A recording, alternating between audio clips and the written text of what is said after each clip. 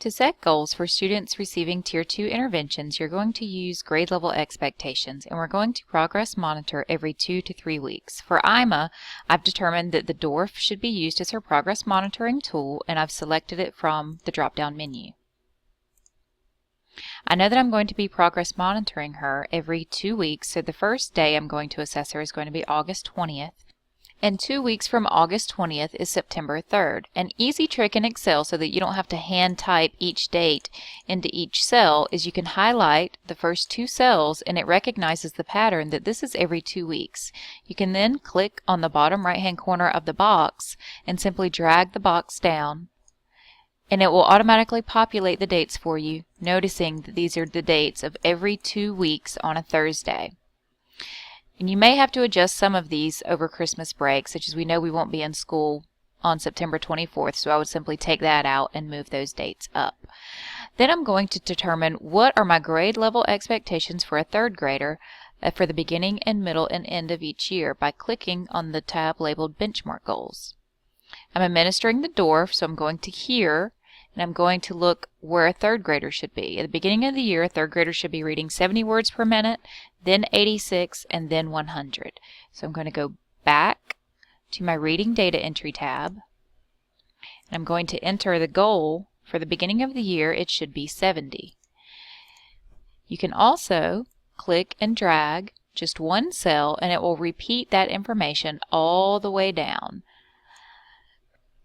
We will use the beginning of the year goal for data collected August through October. Even though the 29th falls in October, it's so close to November 1st, I'm going to go ahead and jump her up to the next benchmark goal for benchmark 2, which is an 86. And I'm going to add 86 for my goal all the way down through February, because we're going to use the middle of the year goal for data collected November through February, and the end of the year goal for data collected March through May.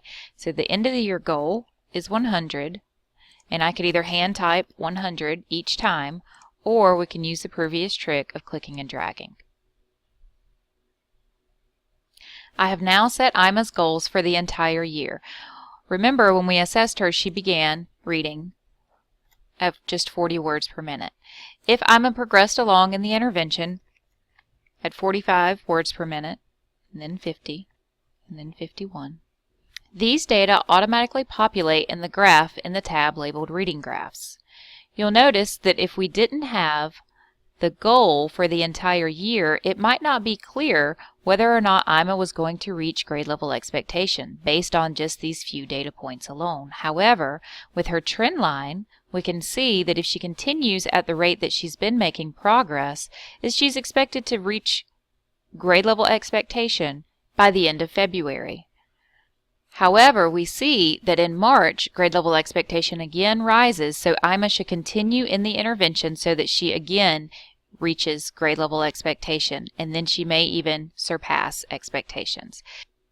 Visual representations of student progress such as this become extremely helpful in explaining progress to parents, especially as it relates to grade level expectations.